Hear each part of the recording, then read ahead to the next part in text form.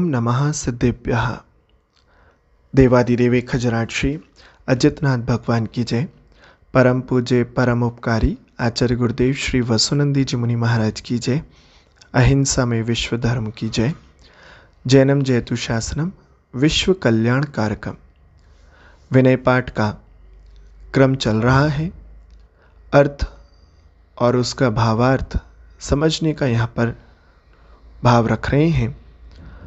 प्रयासरत हैं, पुरुषार्थरत हैं और वह विनय पाठ जितने भावों के साथ अर्थ सहित जब उसका वाचन करते हैं, पूजा से पूर्व उसकी पीठिका के रूप में पढ़ते हैं, तो निश्चित परिणामों की विशुद्धि होती है। और यही सम्यक दर्शन का आधार, समीचीन भक्ति का आधार कहलाता है और जिनेंद्र प्रभु के प्रति हमारा दृढ़ आस्था और श्रद्धा वृद्धिंगत होता है। अब यहाँ पर आज अंतिम काव्य के रूप में मंगलाचरण करते हुए यहाँ पर कविवर कह रहे हैं, 24 जिन पद नमो नमो शारदा माय, शिव मग साधक साधु नमी, रचो पाठ सुखदाय। यहाँ पर बहुत ही सुंदर जो जिन शासन के प्राण, जिन शासन का आधार रत्नात्रय, सम्यक दर्शन, सम्यक ज्ञान और सम्यक चारित्र रूप हमारे देव, शास्त्र और गुरु हैं, उनको यहाँ पर नमस्कार कर रहे हैं। सम्यक दर्शन के लिए आधार हमारे 24 जिनेंद्र प्रभु, उन्हें 24 जिनेंद्र के चरणों में नमस्कार हो। वह 24 तीर्थंकर वर्तमान काल के, भूतकाल के, भविष्यत काल के भी हो सकते हैं।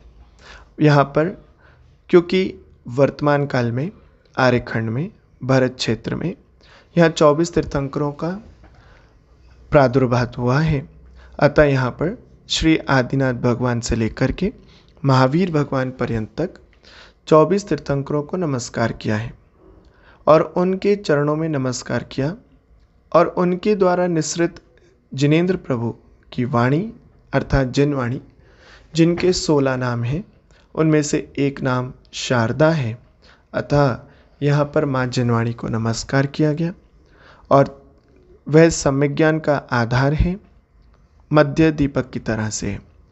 और तीसरे रूप में शिवमग साधक, जो शिव मार्ग यानी मोक्ष मार्ग पर आरूढ़ हैं, उसके आराधक और साधक हैं।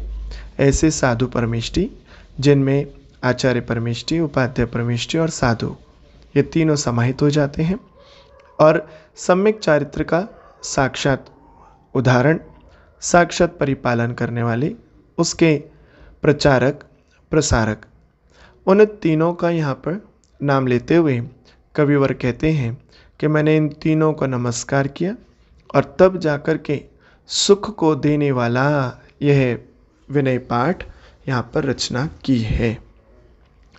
यहाँ पर 24 जो जिनेंद्र प्रभु हैं वे सच्चे देव, माँ जिनवाणी सच्चे शास्त्र और शिव मार्ग पर आरूढ़ दिगंबर संत वे सच्चे साधु हैं, सच्चे गुरु हैं। अतः यहाँ पर समीचीन गुरु, समीचीन शास्त्र और समीचीन देव को मन वचन काया से त्रिभक्ति पूर्वक विशुद्धि के लिए यहाँ पर नमस्कार किया, उनकी विनय की, क्योंकि विनय ही विद्या को देती है। विनयम ददाति विनयम, विद्या ददाति विनयम। विद्या से विनय आता है और विनय से विद्या आती है।